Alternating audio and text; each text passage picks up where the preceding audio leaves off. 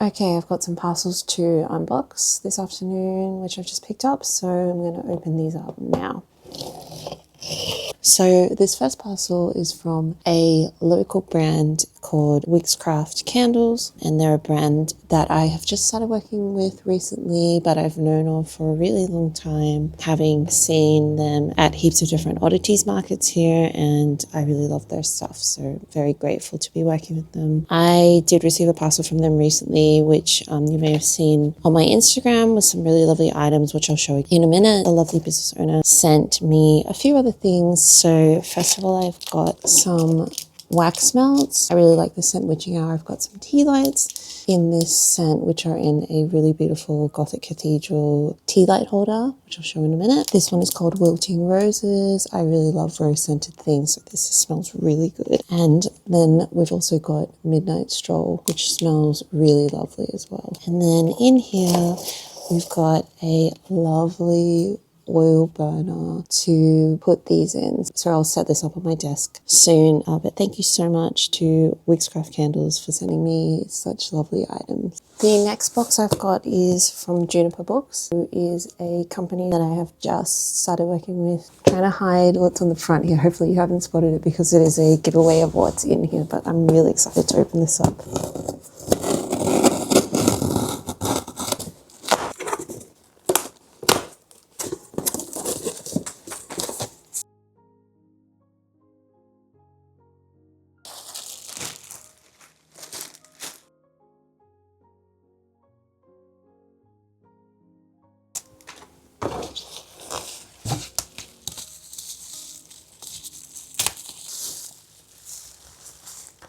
So before I get into what these actually are, just a little bit about Juniper Books. They do custom dust jackets. They also sell sets. So this is a set that I have here. And of course, I have got the Gothic set. So I'm going to show you all of these books now. They're books that I love and they look really beautiful. So the first one, we've got The Strange Case of Dr. Jekyll and Mr. Hyde by Robert Louis Stevenson, which is a book that I really love. And this cover.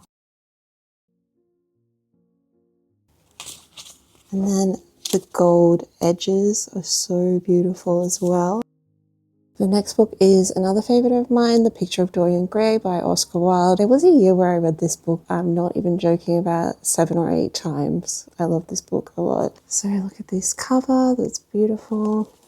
The inside, again, stunning edition and gorgeous dust case on that one. And then we have, again, another favourite of mine, which is The Mysteries of Udolpho by Anne Radcliffe. Is an author who I absolutely love and one of the best Gothic writers, in my opinion. So we've got the castle on the front, which is beautiful.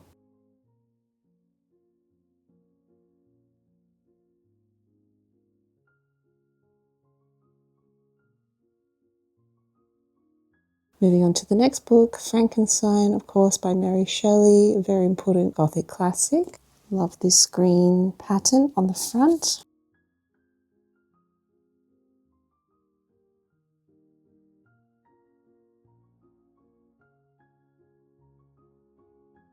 And this is a really cool edition of Frankenstein. I've not seen this one before.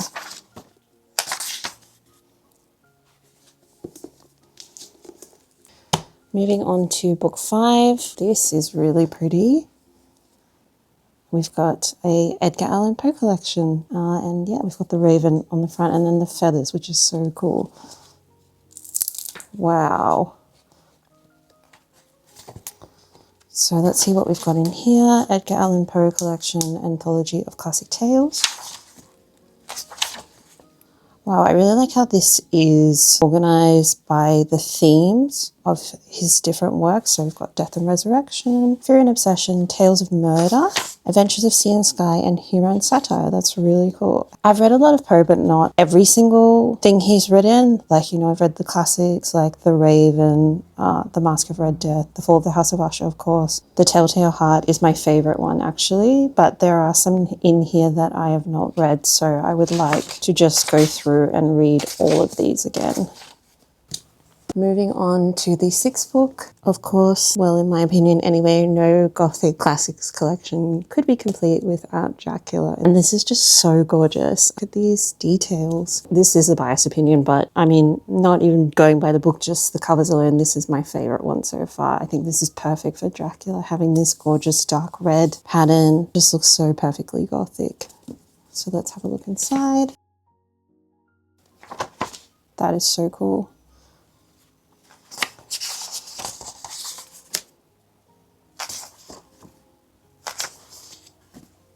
This is a really beautiful edition. I love this.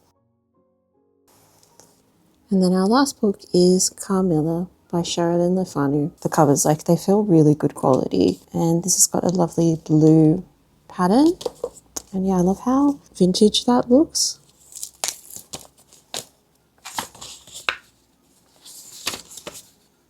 A few of us have been reading Carmilla again, or for the first time recently in my Patreon book club, because yeah, we are reading Hungerstone, so it was kind of perfect to revisit this, but I'll talk more about that book later in my book chat. I have another edition of Carmilla, which is not great.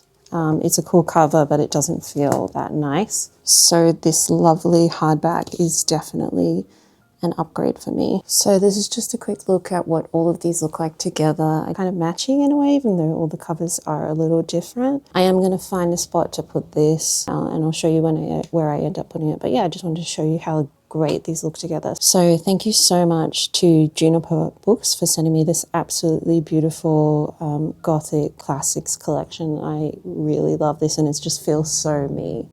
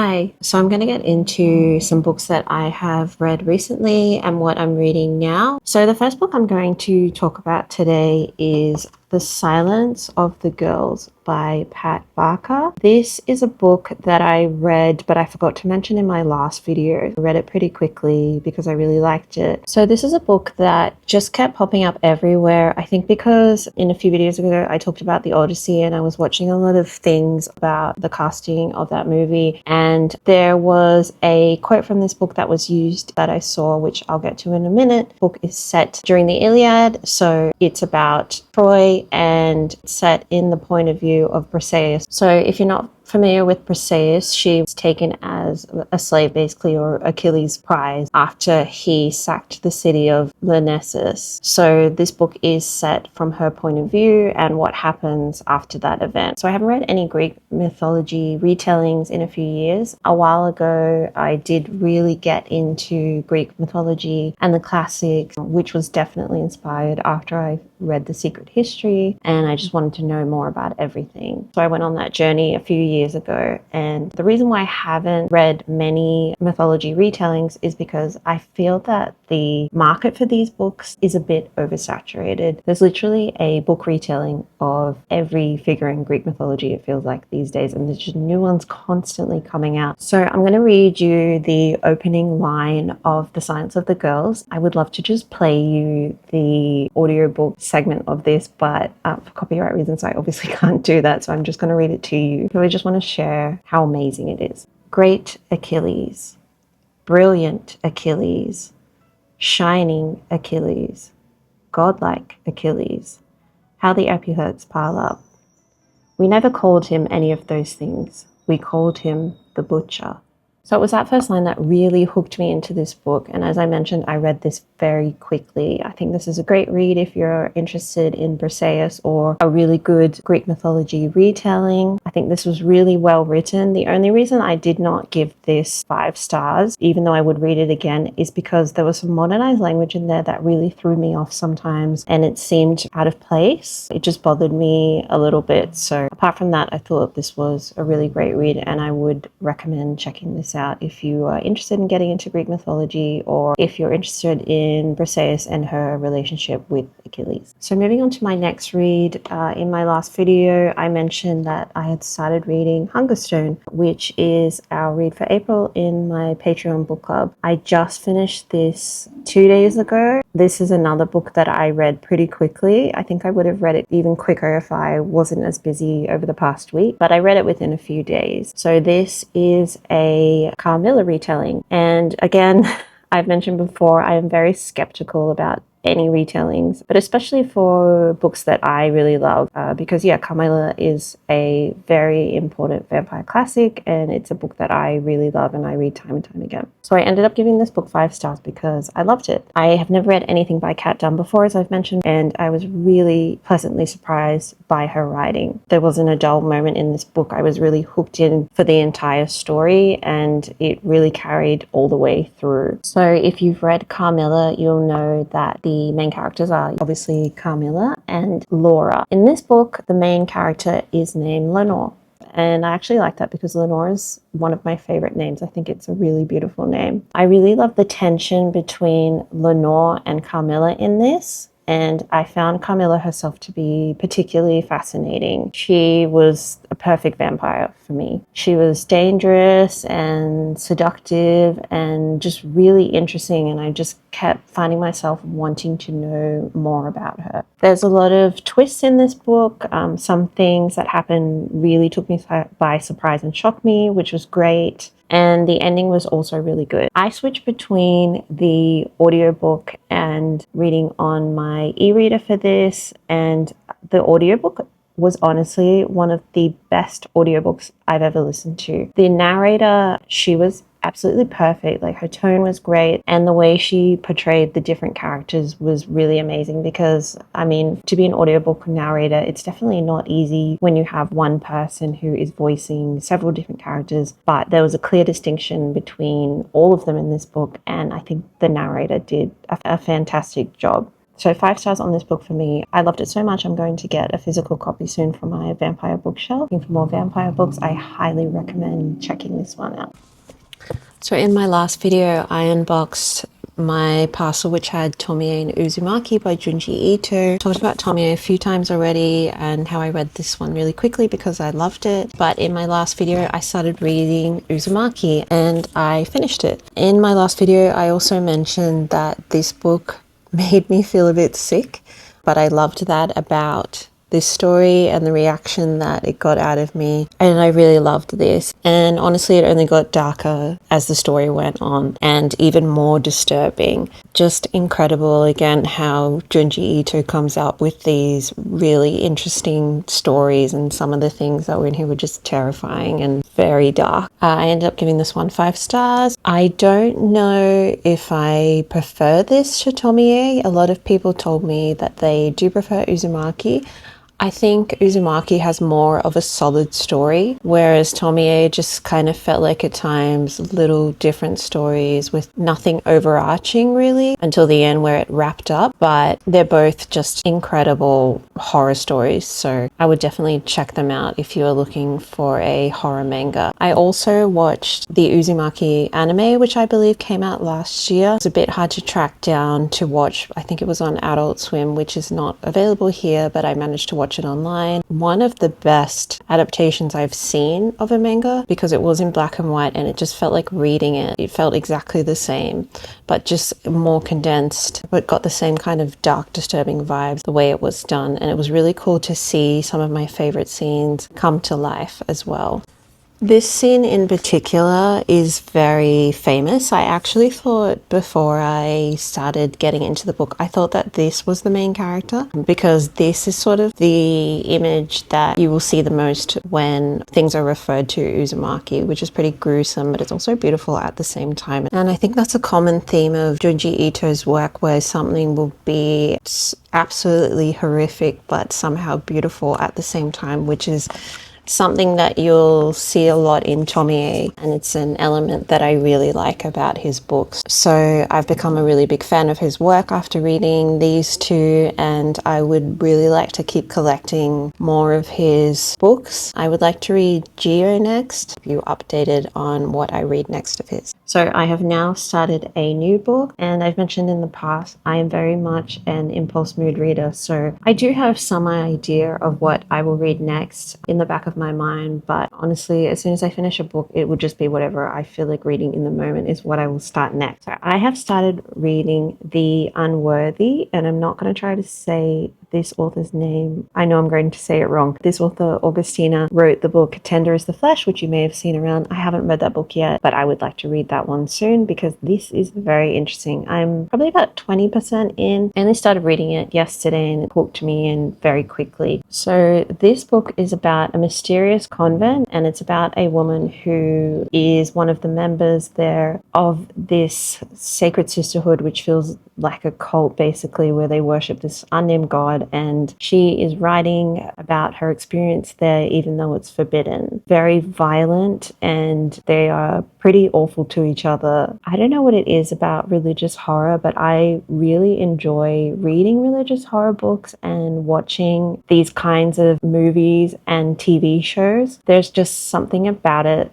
when there is an element of religion involved and it's very dark and things go wrong that I really enjoy. But anyway, I'm really into this book, so I plan on finishing it in the next few days. Once I've done that, I will give my full review of this one in my next video. In my next video, I will finally get into the books that I try to read every year, which I mentioned a few videos ago, and some of you mentioned that you were interested in knowing what those books are, so I'm finally going to get to that very soon, hopefully next week, so keep an eye out for that one. If you haven't noticed, I'm constantly updating my room and changing things, and probably things will be changed by the time this video is posted, so I'll get back to you with some of those things as well. But thank you so much for watching this video. I hope that you enjoyed this little vlog, and thank you to my Patreon members for supporting me as always and reading with me every month.